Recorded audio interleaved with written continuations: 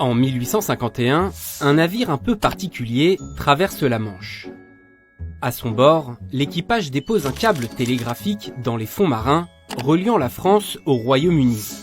Le début d'une nouvelle ère où les communications vont aller toujours plus vite. Aujourd'hui, les télégraphes ont disparu, mais les câbles sous-marins, immergés dans les profondeurs des océans, se sont multipliés. Sans eux, Internet ne pourrait tout simplement pas fonctionner.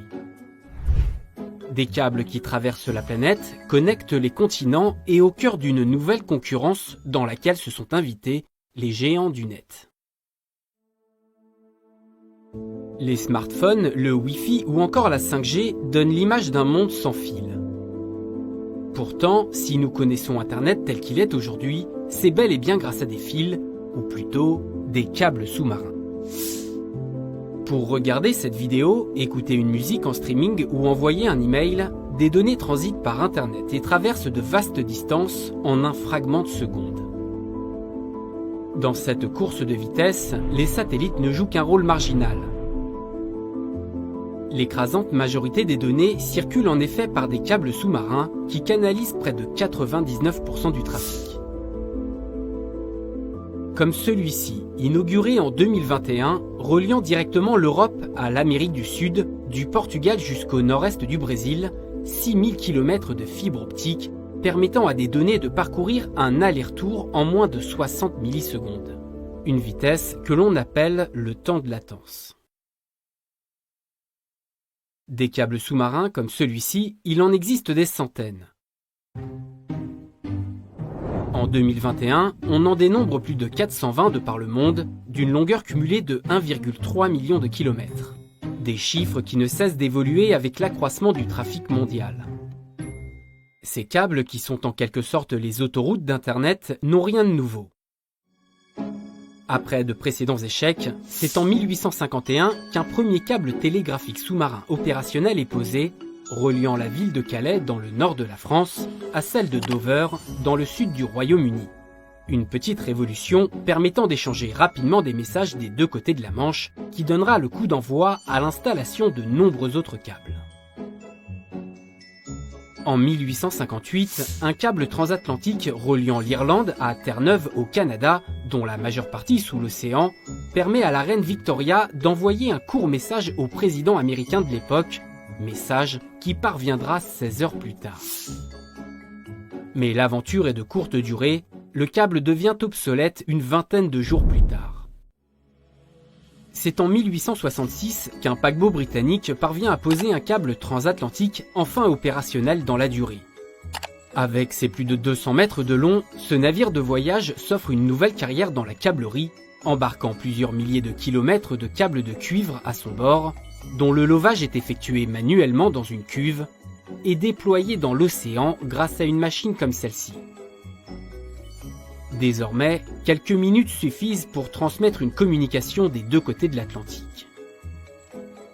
À l'époque, tout reposait sur des câbles comme celui-ci. Cet échantillon aurait été déployé en 1866 dans la mer du Nord.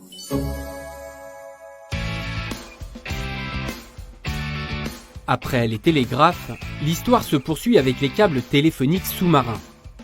Les téléphones arrivent dans les villages, puis directement dans les foyers. Les communications longue distance coûtent cher, mais elles sont possibles.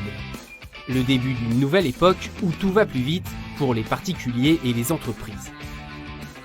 Puis en 1988 est posé le premier câble de fibre optique à sillonner l'Atlantique.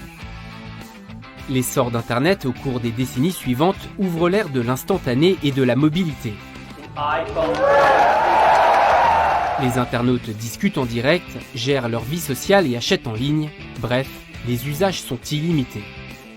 À chaque fois, au cours de cette histoire, les câbles sous-marins ont joué un rôle déterminant. Une véritable épopée ayant vu les câbles gagner en performance et couvrir des distances toujours plus impressionnantes. Comme celui-ci, d'une étendue de 39 000 km, le plus long du monde en 2021. Pour résister aux pressions et aux aléas des océans, ces câbles renferment un concentré de technologie et de protection.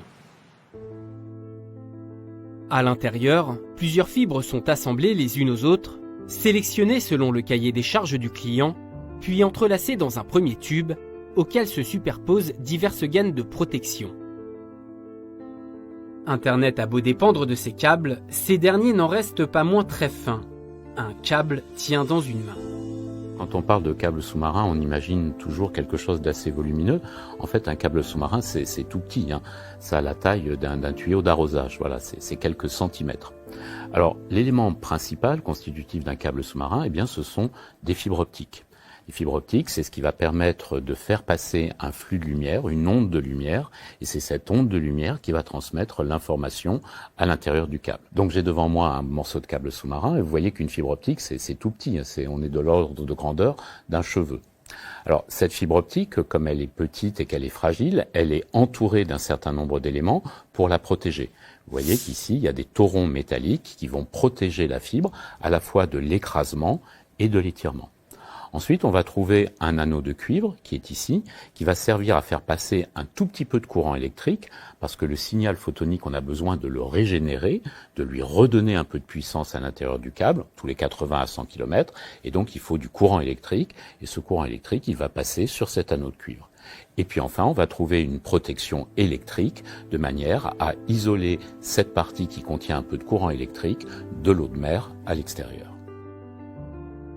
Avant le déploiement des câbles, des navires équipés de sonars partent en mer effectuer des relevés topographiques des fonds marins et déterminer ainsi la pose et la route les plus adéquates. Ce sont ensuite des navires câbliers qui effectueront la pose. Comme celui-ci, le René Descartes, propriété d'Orange depuis 2002.